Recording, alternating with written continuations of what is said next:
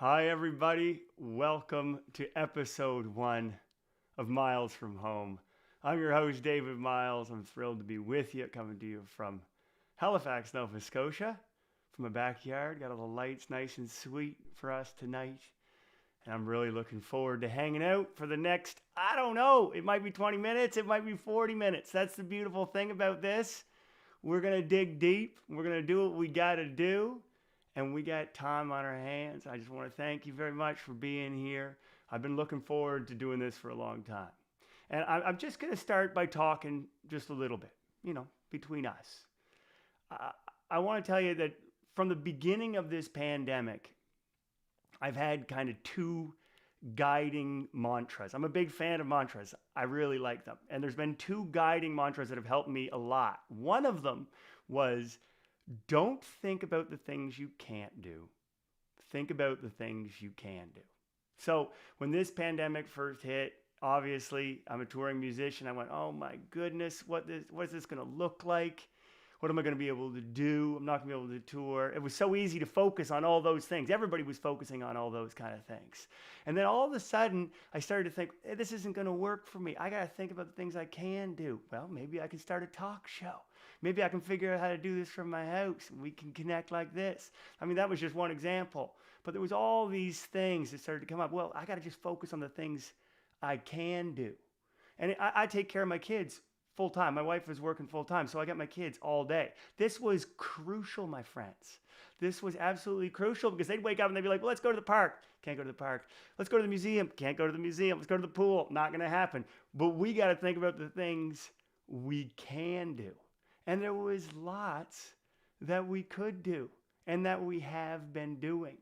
And it has helped us out tremendously. The second mantra for me over this time has been faith over fear. At first, it was like, the world's changed. I'm toast.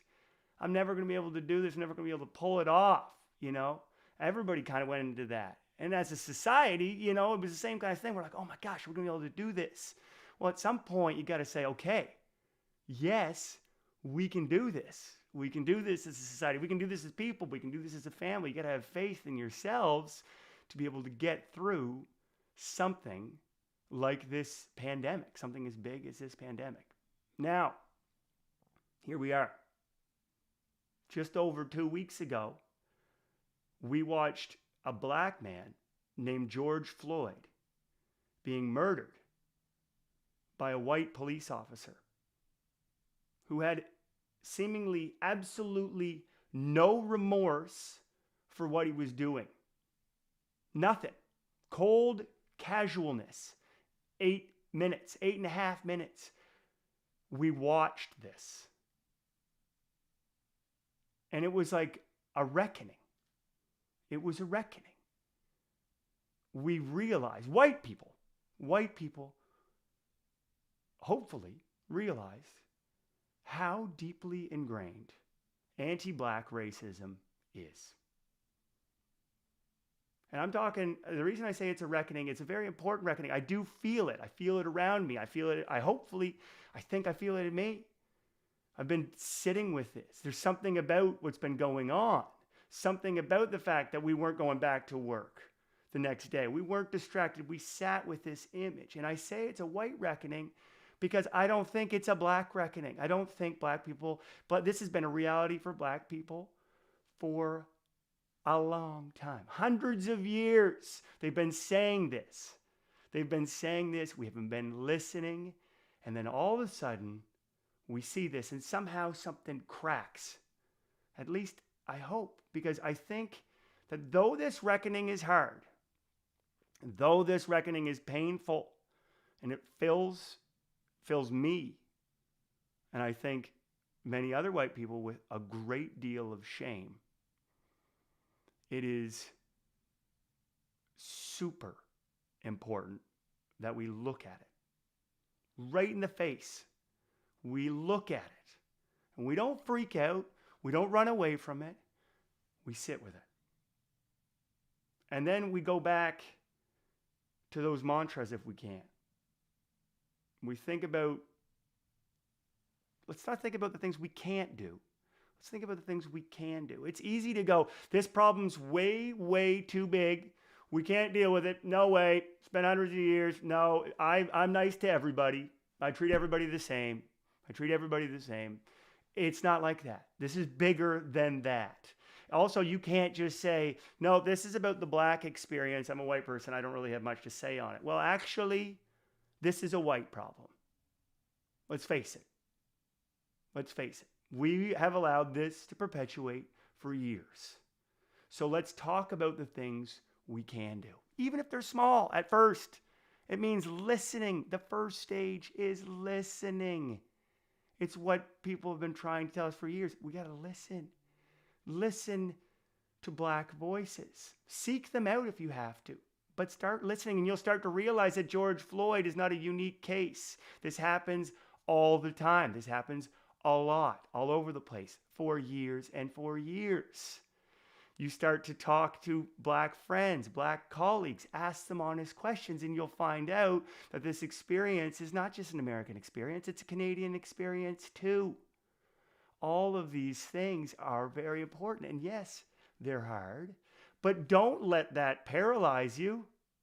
Don't let that just shut you down. You got to think about the things you can do.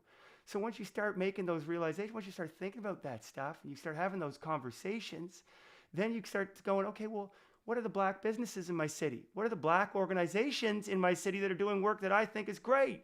Maybe I can support them. Maybe I can give them a call. Maybe I can give them money. Maybe I can go down to the black business and show them that I'm glad they're there. Maybe I can, find a way to support them. There's lots of ways to do it. But I'll tell you, I get it. It's scary. This is where the second mantra comes in. Faith over fear. You got to have faith that you can be part of that solution. You got to have faith that you approaching this with an open and honest heart, with a true, genuine desire to understand, seek to understand what black voices are saying. You have to have faith that that is going to bring us together to a better place. Those conversations that you want to have, those awkward questions that you want to ask, you can't be afraid to ask them. You have to trust that if you have an open, honest, and loving heart when you are approaching this, that we can get there. And you can't be fearful. And you're going to make mistakes. We're all going to make mistakes. That's it. But you can't be fearful of those mistakes. You got to own those mistakes. You got to learn from those mistakes. And you got to move forward. Always move forward. I've been thinking about this a lot. I wanted to start this because it's in the spirit that I thought it would be a really worthwhile conversation to have Reeny Smith. Now, Reeny Smith is an amazing person. She is someone I have sung with for many, many years. She has, if you've seen me live, you've probably seen her. She and her sister, Mahalia, sing with me often, and I am a very lucky man because you have to understand that they're way better than me. They are truly some of the finest musicians I've ever played with. Reeny has an amazing solo career. She's won a bunch of awards, and she is incredibly intelligent and knowledgeable about amazing parts of African Nova Scotian history. It's important to start there. This goes back a long time. We didn't just arrive here today. This has been going on for hundreds of years. And so it is in this spirit that I would like to invite Reeny Smith. I'm going to call her up. I'm going to call her up on Skype. That's how this works. And we're going to chat about the black experience in Nova Scotia, her experience and where she's from in North Preston, Nova Scotia. So I'm just going to take a sec. Hope everybody's doing well. I'm just checking in with everybody. Everybody doing cool. I hope, everybody can hear me well and everything's looking good. I'd love to know where people are calling or where people are watching from. So let me know over in the comments section. I can see you. I can see you out there. And I am just going to take a second. I'm going to crack open the old Skype. And I'm going to give Reeny a call, and we're going to have a real chat.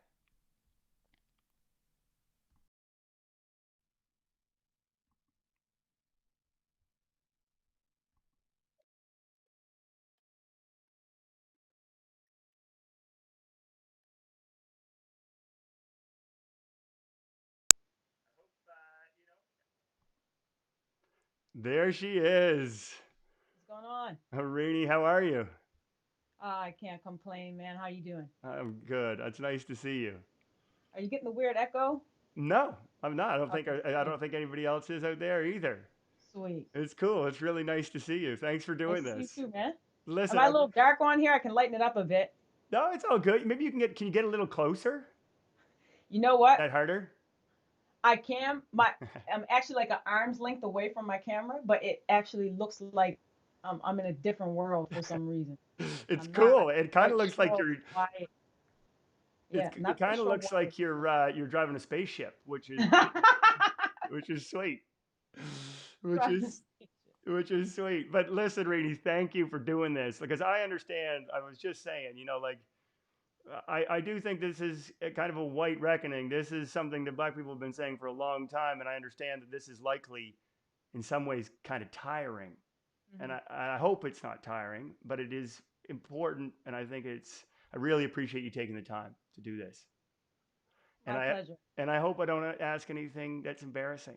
You can just tap me out. Just we got it. Tap tap. Tap tap. We got a joke in my family that when someone's embarrassing themselves, we tap tap this button, and it's like the button on on a TV show that the floor opens and the person falls through the floor. So you can tap tap me anytime. You just go like this, and I'll. But you know what? Tap tap. I think what would be great would be if we can just tell me a little bit about your family. First of all, let's talk about the Smith family. Let's talk about the Downey family. Let's talk a little bit about both, your mom's family, your dad's family. Right. Um, Two very, very great families to be a part of. I'll start with my mom's side. My mom comes from a very large family. She's one of 11 children, each a year apart in age. So my Wow.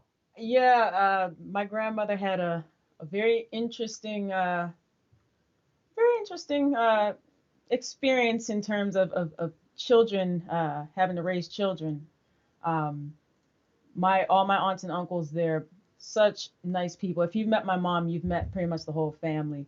Um, Incredibly talented, musical, um, funny, like hilarious people, which is probably an understatement. And they just have a unity and a closeness, and it rubs off on all of us. I would say I can't even tell you how many cousins I had, like first cousins. Like I can't even tell you the number. It's a lot of us. I mean, 11 kids. You can kind of That's imagine. and now most of them are most of those relatives in North Preston. I think there are only two of my mom's siblings don't live in North Preston now, and Okay. one is deceased. Okay. But eight are Yeah. wow. And now a lot of viewers would probably know your uncle, your Carson, right? Right, Carson Carson Down. Downey's my uncle. Yeah, Of course. So they do. And that's your mom's brother. He's part of that 11. absolutely, absolutely. I have rocked to Carson Downey many a time, as many people have. Oh, for Many sure, people have. for Amazing. So 11 kids, sure. Yep, a whole whack of cousins, whole whack of cousins. and then Oh, your dad's family, the Smith family. Also, how many right. kids in that family? So there are five of them. Okay. There are five of them. So about half the size of my mom's, Yeah. and I can kind of keep track of my cousins a little easier on that side. Um, Once again, another close knit family, super talented musically. My father's father, my grandfather, he's a pastor, so we grew up in the church, and he really helped foster the talent in us grandkids when we were coming up. Because he would, just make us sing in front of the whole church on any given Sunday, whether we wanted to or not. Like from the time Uh, you were real little. oh, I have pictures of us as kids. There's a picture of myself, JR, and Micah, and we're like no older than 5 years old, and we're in front of the church with microphones in our hand. I don't even know what songs we're singing, but Yeah, like yeah. what were some of those first songs that you would have learned? Um, there's a part in the service that we call children's church. Yeah.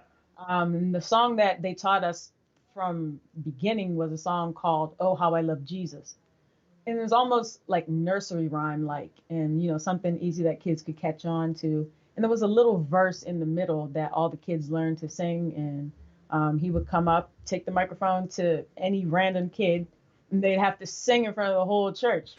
I think we were kind of like the guinea pigs for that. Yeah, yeah. uh, Do you still uh, remember it? Absolutely, absolutely. Yeah, the kids still sing it today. Wow. So yeah, it's definitely a tradition that stuck around a bit for sure. Can you give us a little section of it? The Sure, sure. pressure's on. I'm gonna be like your The main grandfather. just bring back memories now. Eh? Yeah. So the main vocal chorus is just, oh, how I love Jesus. Oh, how I love Jesus.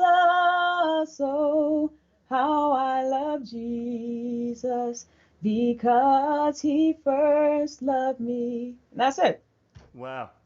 Yeah, nursery rhyme, like really short and sweet. And that's probably one of the Beautiful. first songs.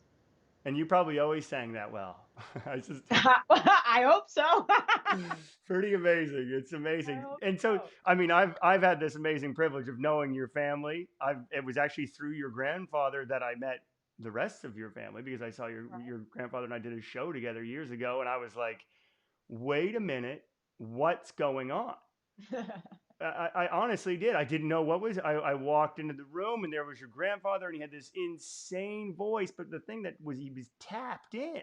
He was tapped Mhm. into this great tradition of black music that I had grown up in Fredericton, New Brunswick, knowing by record, but not realizing, not knowing its existence in reality at all, Right. nor knowing that it existed in the Maritimes. I actually don't Right. know how many people know about North Preston. I mean, really, that's, I think the core of the community appears seems to be in your family, and it's a church. But the community itself is this amazing, living, breathing cultural. It's amazing. Maybe you can tell us a little bit about that, about the community. Yeah, I mean, we're a very faith-based community. That's a given. Um, the church is really the main focal point for a lot of things that happen. It's the first place we turn to in times of like, crisis or just overall, having a safe space to go to really kind of center yourself back to wherever you need to be. Um, but other than that, we have an amazing culture. A lot of people, when they think of North Preston, obviously faith is the thing that may come up first. Or, it's also how everyone is so connected. Like we're just one big family. There are many family names, but everyone's connected on, such a more like such a bigger level than that. I think one of the main things that people don't don't get to see is just how it is when we do come together. The family reunions that are held every year for the different families, and how everyone is kind of invited to the cookout. Um, Hundreds of people show up for these things, and families are so big that you end up having hundreds of people on these homestead properties, and it's a celebration of family, of history, of survival, and all these things. um, Unfortunately, we won't be having any of those these year due Yeah, to right. COVID-19. But um, another thing that people would have been able to partake in to get a better glimpse of the community would have been North Preston Day. Um, Over the last 10 years, we've been having North Preston Day, holding a parade. And then after the parade, we have this big open fun time for the kids, a big barbecue. Everything's free. We have rides, activities for kids, activities for Wow. grown-ups, and just a time for everyone, kind of like a homecoming, everyone to come together. And it's instead of just a single family reunion, it's a community reunion. And it just shows the community spirit. And you know we celebrate ourselves in that time. Well, I think I mean, I'm sure there's probably a whole whack of people now just Googling North Preston, trying to figure out where it is, what it is. Now, it is, from my understanding, it's the oldest black community in Canada, is it not? Or one of So them? I guess it's it's a one of the oldest. The original black community would be Birchtown. right, right, The first settlers arrived in Birchtown, and then dispersed throughout the rest of Nova which is Scotia. towards Shelburne. Absolutely, Okay, absolutely. and this would be when late 18th century. Yeah. So the first black settlers came in the 1700s. Yeah, So that's 1786 or around that time. Um, some odd, maybe 3,500, 4,500 Black people came from the U.S. Via ship into Birchtown. Wow. Yeah. Wow. And then hmm dispersed. Right. They were dispersed, given places to settle. If you see, if you've ever been to the Black Cultural Center, they have an amazing display on the floor, right in the middle of the center. It's a map of Nova Scotia, but highlighted are areas where the Black settlers were. So you can see all on the outskirts of the map, you saw all the Black settlements on the map. So when they came in through Birchtown, that was the first settlement. So everything towards Birchtown, all those Black communities around there, that's where they came in. Our ancestors came in through the Halifax port, Okay. and then they dispersed into the Preston area, Africville and Beachville, and Yeah, right. some other And that's places. Africville's quite a bit later. Afric Right, right. We know that a lot of people from the Preston area um, also went to Africville as well to kind of start a community there. right. And so Mhm. what I mean, my so, and I could be wrong. This is part of this is an educational. Is the deal was these were loyalists. They were coming to Canada in Mhm. exchange for land, right? This is you're going to be free. You're going to get some Right, land. This is the deal. This is the deal that they were promised, and then right.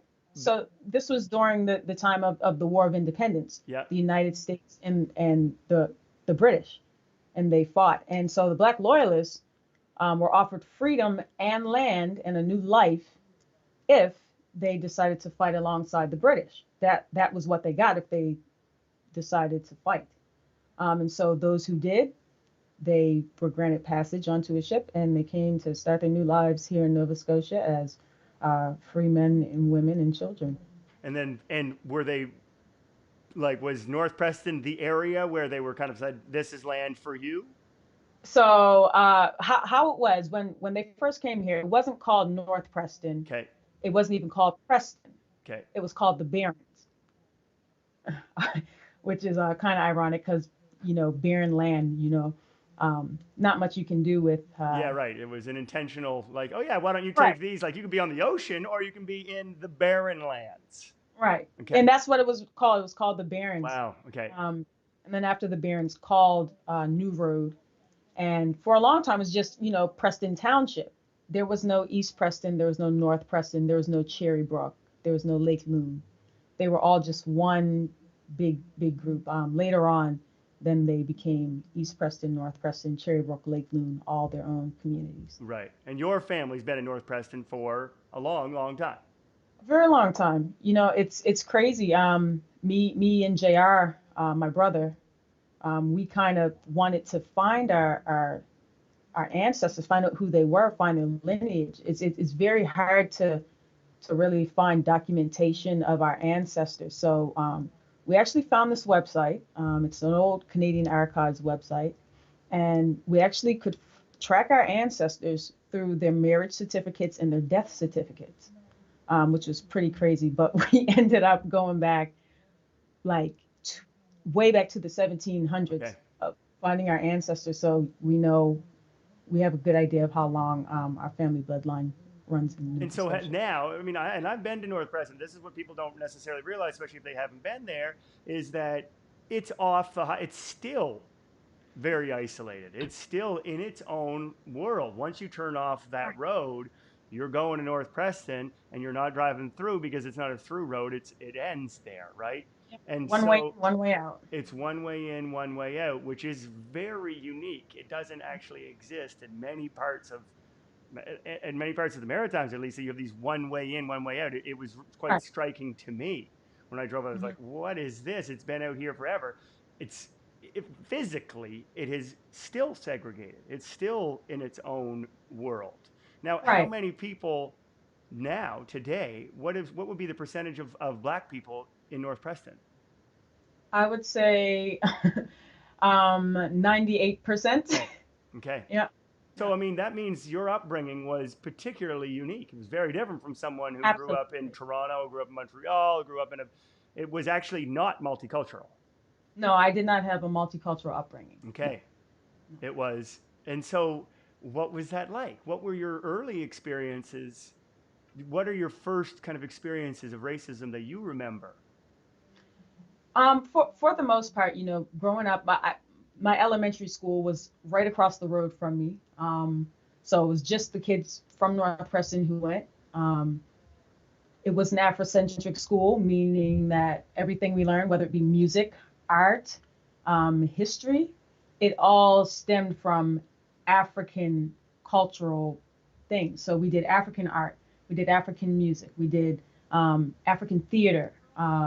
Our history was centered around not just, the Black experience as it is in North America, but, before slavery, the history before slavery, how the kingdoms and Oh, wow. empires were in Africa. So the way they dressed, we would wear African garments. We learned African songs.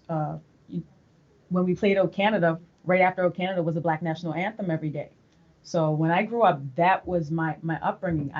I knew my history before I actually got out into the rest of the world, and it was amazing. I had self identified who I was, because that's what my school provided for me at the time. And so, when did this change? Like, it must have been such a shock to go to junior high Mhm. school. Yeah. Uh, I Is that when think it? Is we that when it did. We was? didn't do. Absolutely, absolutely. I know we did up until grade 5. So I did 1 year of elementary school at Ross Road. Okay. That was grade 6. And it was definitely a culture shock, to say the least. Definitely a culture shock. What made it even worse for me, I guess, was that I was also in French immersion. Okay. So I think there were like maybe 2 or 3 Black kids in the French immersion class. Um, and it was a weird experience. Uh, Before then, prior to then, the only time I would really even see white people is if my parents took me into town. Right. So that would be, and not really interacting with anyone. I hadn't had any white friends at the time. I just, no one white lived near us, so there was no one to play with. But junior high was definitely a culture shock. The music changed, the history changed. Right. The way that we're used to expressing ourselves had to change. The way we spoke had to change. And so, sorry, Um, just when you say had to change, what were those factors? It said it was from the school itself. Like, can't talk like that. well, anyone who's been to North Preston and spent time, talking to anyone, you can kind of notice that every once in a while some words slip out, and it's like, what did they just say? There's definitely a dialect, a dialect when you come into this community and you hear people speak.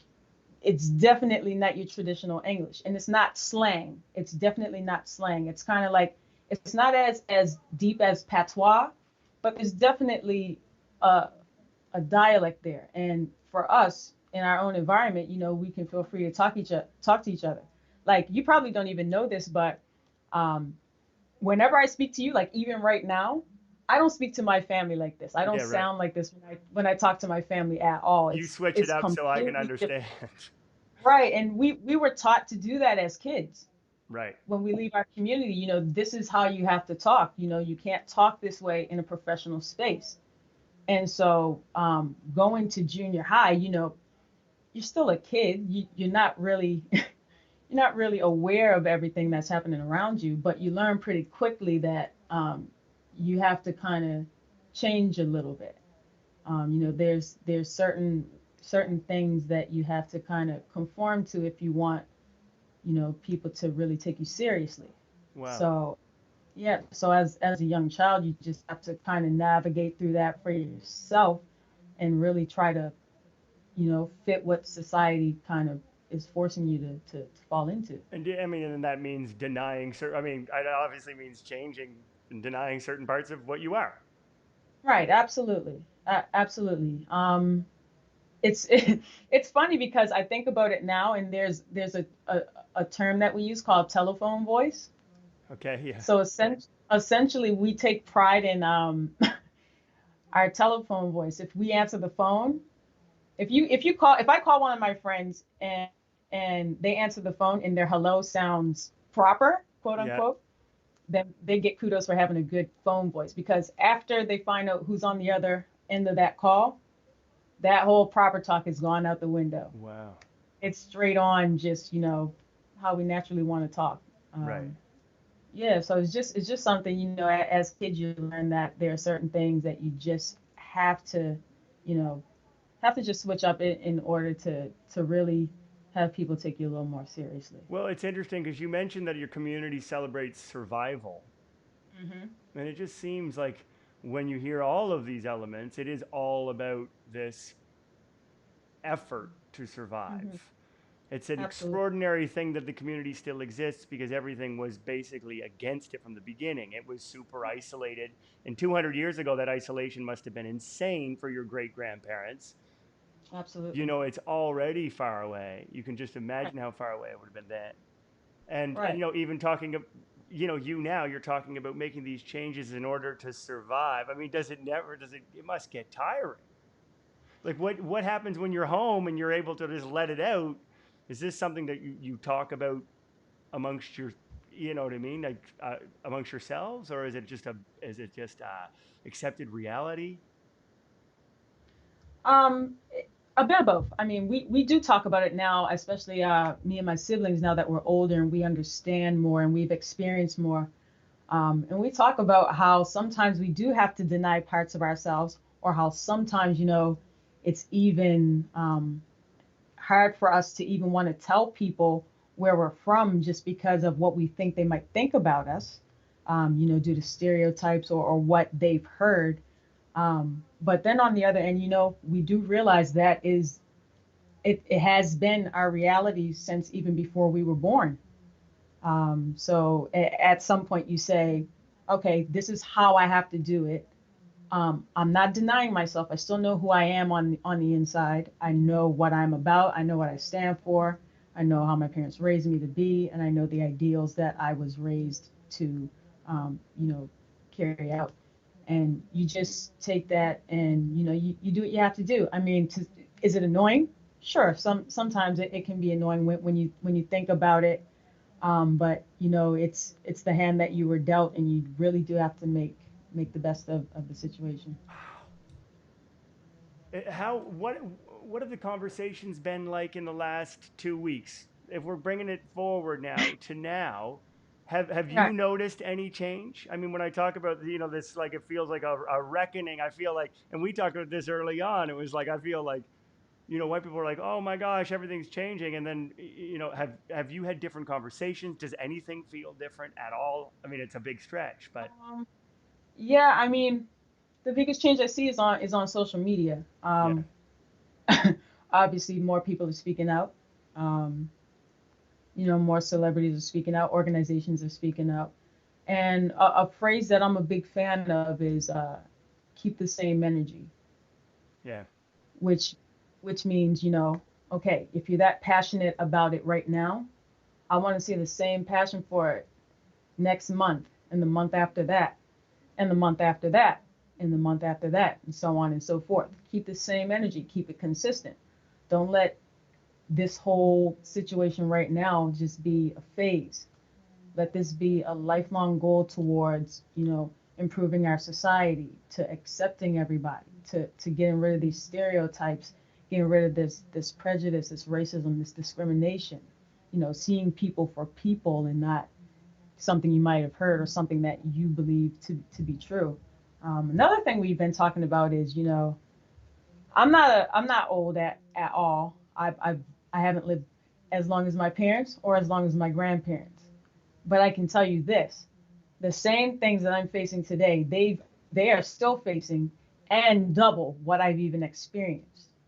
And they haven't been silent. There have been protests yeah, before I was born, when I was a kid, when I was a teen, not in protests now. of course, So it's like you see the protests and you see everything and you see everybody jumping on board, jumping on the bandwagon, and it's like, man, oh man, oh man. It took the worst of things Yeah. to even shed light on, something that we've been complaining about for years, police brutality. That's been around for a long time. It's not just in the US. My mom was telling me today she had a cousin who died by the hands of the police years ago. Whoa. So these things are right in our backyard. And, Yeah. people have been speaking out, people have been talking for years, and it's just taken us this long to really, really want to start listening. So it's been both ways. I look at it and I'm happy that people are speaking out, people are recognizing, people are seeing that there's an issue. But on the flip side, it's like, why did it take so long for people to care? Of course. Of course. Hmm. It's insanity. But Right. here we are. Here we are. Right. I'm kind of, I think it's interesting because I think that there's now, there is energy, as you said. There is Right. energy, and it's about keeping that energy. But where do you see people? Like, what do you think people should do with that energy? What are good places to put that energy right now?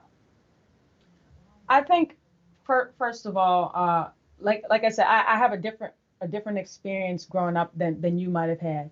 But I know one thing's for sure, that my family, we all have the same ideals when it comes to people in the world, and that is to love everyone, to respect everyone, treat them the way that you would like to be treated. We just want the same thing in return. We want to be respected. We want to be treated as equal. When we meet you, we want to have a fair shake on first sight, and we just want to start on a clean slate. No stereotypes, no Mm-hmm. no ideas about what someone's about. We just want to have a clean slate, go in and be, brothers and sisters, and walk right. So I think holding our families accountable. If you know that there are people in your family who think a certain way towards Black people or people of color, it's your responsibility to speak up in those situations. It has to start at home. Yeah. If you have young kids, make sure you're teaching your kids to treat people as people. I think it's important. I've seen a lot of this. People say they don't see color. I think it's important that we do see color, because right now, as we see the world, we're still being abused based on the color of our skin.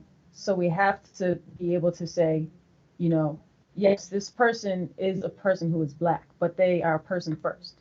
Yeah. They may look different, they may dress different, they may talk different, their hair may be different, but they are a person just like you. So I think it's very important that we make sure that we keep our older generations accountable, and that we make sure we're educating our young people, so that they don't have these ideas ingrained in their head. No one is born a racist. Yeah. That can only be taught. Mm-hmm. Only be taught. You only know good and evil from what you've learned. Yeah.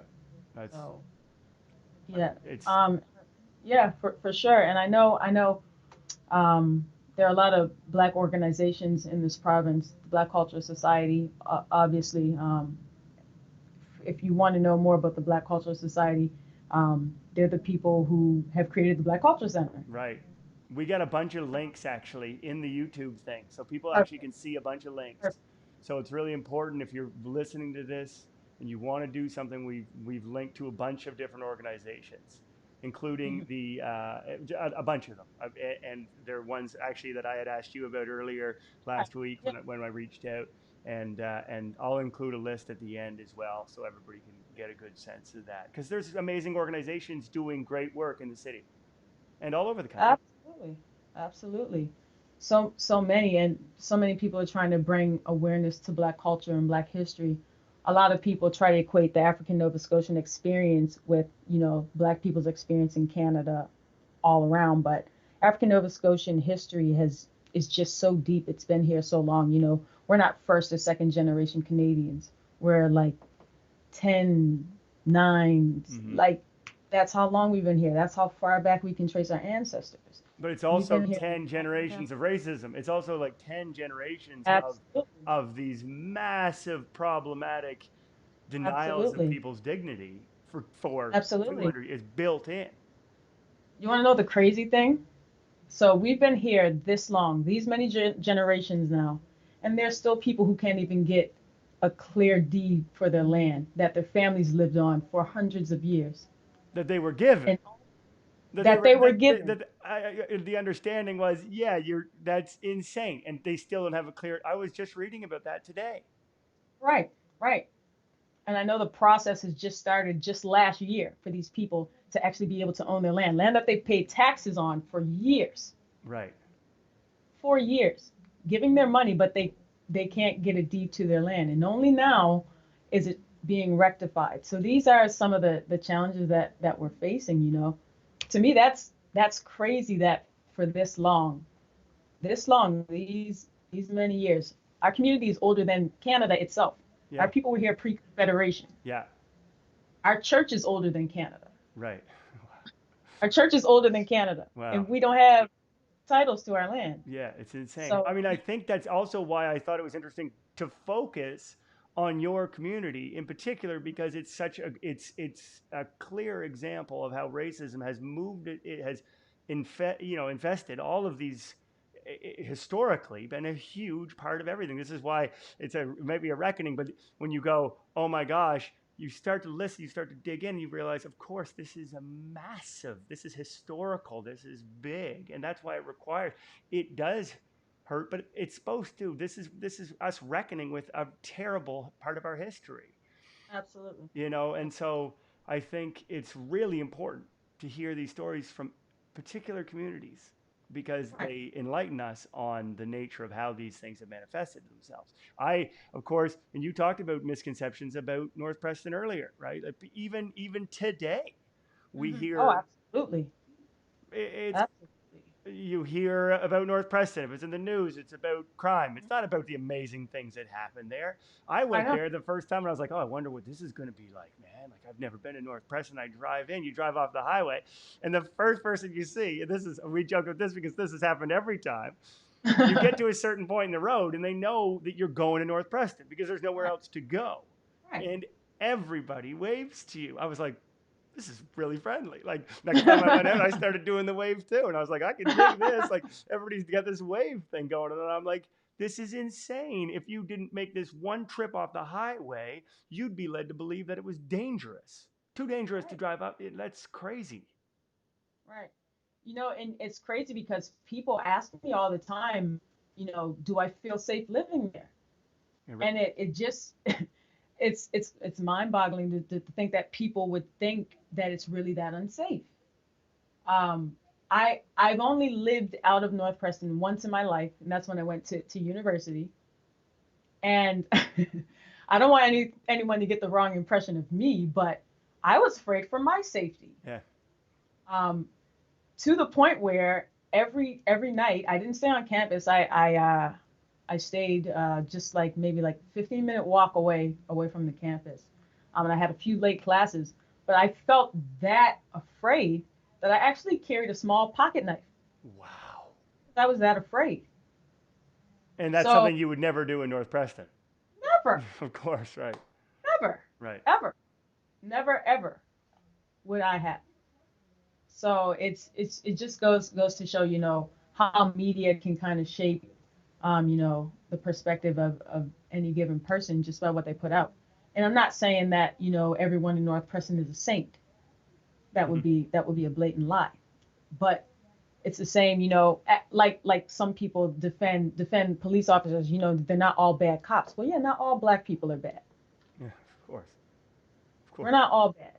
You have a few sour apples, but the majority of the bag is good. Of course. And that's the same with our community. The same with everybody. It's the same with all people. Right. That's all we want people to see. We're normal people like everybody else.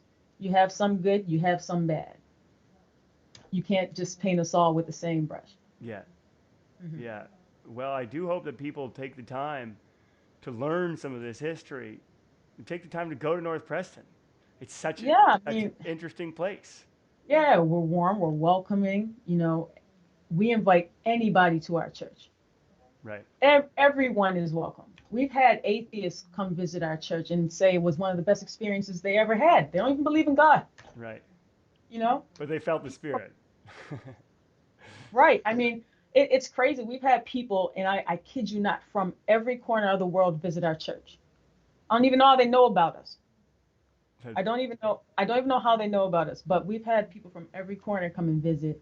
And a lot of people come and they say, yeah, my friend or someone told me, maybe we shouldn't come because we're being safe. And then they get here and they're like, wow, I'm glad I didn't listen. Of course. I mean, the thing is that's striking to me is that we talk about these great cultural landmarks of our country. We talk Right, about the importance of Lunenburg, and we talk about, right. which is beautiful. I love Lunenburg. I absolutely love Lunenburg. You know what I mean? I'm from Fredericton. Fredericton's sweet. St. John's, cool. The north of New Brunswick, the Acadian communities that we have are amazing. Our indigenous communities. It's about widening what we consider valuable. Absolutely. Because for so long we saw it had to be a certain thing, and we're missing out, right? Absolutely. We're missing And out. you know what the craziest thing is? Um, our history is left out of Canadian history. And so nobody really, you wouldn't even think to even look for any history, Right. on Black Nova Scotia or Black Canada. Because, if you're in school, you're in elementary school, you probably didn't learn the same things in elementary school that I learned. Right. No, no doubt. No Yeah, doubt. and I don't doubt that I didn't learn the same things you learned. Uh-huh. So when I get to junior high and high school, they're designated classes just specifically for Black history. And you know who the majority of the classroom was? It was the Black kids Yeah, right. learning about their own history. So, it's not taught as just Canadian history. Right. Black history is always separate. It's like that in the US as well. There's American history and then there's Black history. Yeah, right. So it has to start there. It has to start. We have to reach the young people first. We have to make it inclusive. It can't be Canadian history if you're not telling the African Canadian story. Of course. Of course. You know, can't be a history class if you're not telling the full story. And we're talking about, I mean, even on the local level, we're talking about a great deal of ignorance on what people even know about that. And it's a 20-minute Right. drive, 25 minutes for me to drive to Yeah. North Preston from here. Yeah. You know? Yeah. Black people have been here just as long as most other people who came and settled. Yeah. The First Nations were here way before everybody Yeah. else. Yeah. We came with the rest of them. You Yeah. know, and it's just a part of history that no one really thought to explore, a part that a lot of people didn't know really existed. Yeah. A lot Well, of people think, I do hope a part of this is that people start to recognize again what it can give to learn these things, right? Like it's not. I think people really they think of it as some sort of zero sum game. If we learn this, we're not going to learn this, or if we open ourselves to this, we're going to lose what's over here. Like if I get really into, it's not like that. Your life just becomes more enriched by right, learning about the cultures that surround us. It's amazing. absolutely, We have to remind ourselves of this, but it's such an important lesson, and it's such a wonderful. Your community is so special, but Black communities all over the place are. yeah, and they all each have their own unique identity and culture as well. Not everyone is the same, but one thing you will see that is consistent is how open and welcoming everybody is. Right.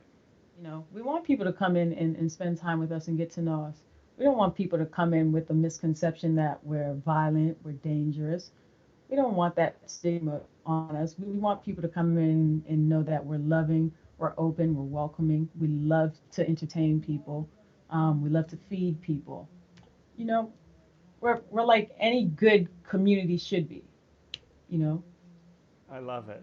I love it. Yeah. Reeny, this has been. Thank you so much for doing this. I mean, Oh, I just can't tell you how pleasure. much it means to me to be able to ask these questions. And I really do think I'm not the only white person out there that's like, for a long time, they just don't know how to approach it. What I'm saying is that part of this, I hope this reckoning is that we get rid of that, get rid of being so scared of asking these real questions and opening ourselves Right. up to being like, let's just understand each other as, you know what I mean? And once you start hearing these stories and you open yourself up to really talking, then you start to get somewhere, Absolutely. but Absolutely. yeah, Reeny, it's amazing. Oh, you want to? I've been seeing people are like, they, and I do too. I would love to hear you sing something else. Would you sing a little? Because we've been talking all about this. We talked about your community, talking about race in Nova Scotia, but But what people obviously, hopefully know is that you're an amazing musician, amazing singer. So maybe we could, All right. even just a verse or something. That would be amazing. Sure. You know what? I'm gonna do something special. Okay. Um, give me a sec. I'm gonna play a tune. I'm gonna play it on guitar, which is not my thing. Okay. It's Right not my on. thing. I'm a keyboard player. But my keyboard's on the other side of the wall. So And you can play that, everything. I've seen you do it. So no surprise. yeah. So I'll play a little bit of a song with my guitar. Don't judge me. I'm a keyboard player. Please remember that. Please remember that. But I think this song is fitting for the conversation, especially in terms of talking about North Preston and how we talk about survival. A little bit that I forgot to mention. When our people were placed back here on this land, they weren't even expected to last the winter. They expected them to pretty much just die out. And then when they came back in the spring, there was a thriving community. They had built a small little church, and they were thriving, and they were raising their children. And hundreds of years later, here I am. Amazing. So just a testament to the people, the strength, the faith, and just I'm very, very proud of my ancestors and the legacy they left. Because now I'm able to do this. And so I'm gonna sing my song "Survive." Beautiful. And we'll end it like this. Oh, thank you, Rini. You're the best. Sweet. Thank you for doing this. My pleasure, David. My pleasure. Right. Here we go.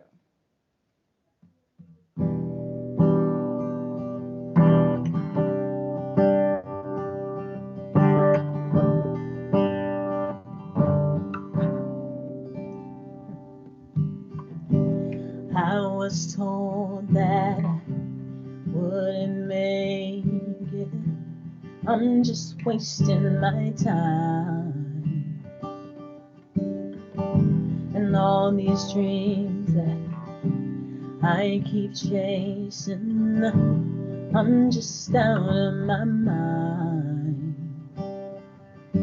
But I don't think that I can just let go. So I'll keep pushing till I make it through. I'll survive. I'm not giving up on faith all my life. I've been waiting for this day, and I will fight. I'm not going out that way. I'll survive. I'll survive. Oh yeah. Ooh.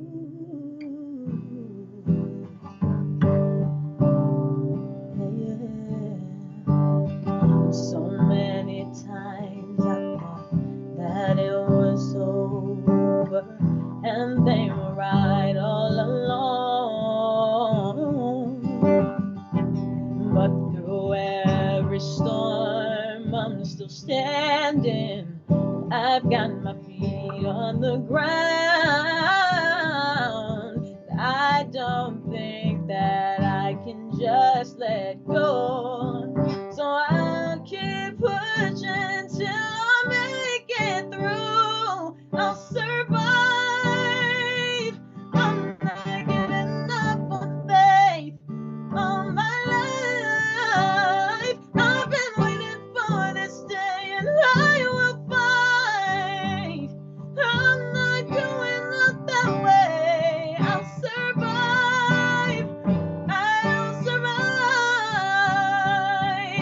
'Cause I've been broken down, I've been pushed around, but you can't take away my hope. Oh no. I don't think that I can just let go. So I'll keep pushing till I make it through. I'll survive, yeah. I'm not giving up on faith all my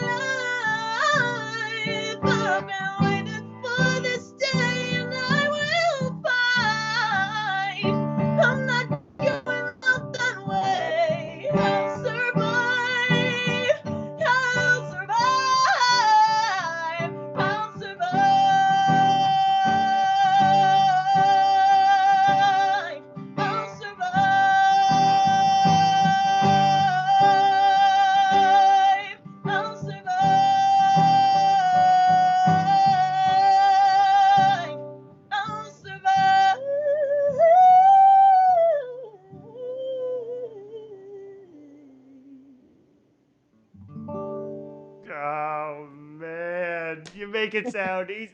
Look at this. I got. You won't hear this, but I got an applause. There we go. Oh, that's amazing. Amazing. Here's the applause button. I got the applause button. Thank you, Rini. This has been amazing. Thank you for doing Oh, my this. pleasure. Thanks for having me. I've been Man. seeing the comments. Everybody's really appreciated your honesty, and Great. you're so informed and so intelligent. I just love you. And thank you. And say hi to your family for me. Send my love to your family, everybody. I will. I will. Say hi to your family for me. I Right miss the on. girls. Yeah, well, we'll come out as soon as we're allowed. As soon as we can, we'll be Yeah, there. for sure. For sure. Awesome. All right. Thanks, Thanks, Reeny. Dave. Thanks. Yeah, we'll talk to you real soon. Peace. Take care. Well, thank you, everybody, for listening, for being a part of this evening. We're going to do it again on July 2nd with Matt Mays, episode 2 of Myles From Home, a not so late night talk show. How about another hand for Reeny Smith? Isn't she amazing? She's just so down to earth, so solid. You can feel it when she talks. And I feel really grateful to have her in my life. So thank you all for listening and for being part of this, watching this. And we'll see you again on July 2nd. Remember, check the links. Check out Reeny's music. Let me know what you thought. And we're going to keep this up on YouTube so you can share it with folks if you think it's, if you enjoyed it. If you want to share it with other people, I would love that. So I'm going to say goodnight. We'll see you July 2nd. Take care of yourselves. Be kind to yourselves. Keep on moving forward, folks. Take care.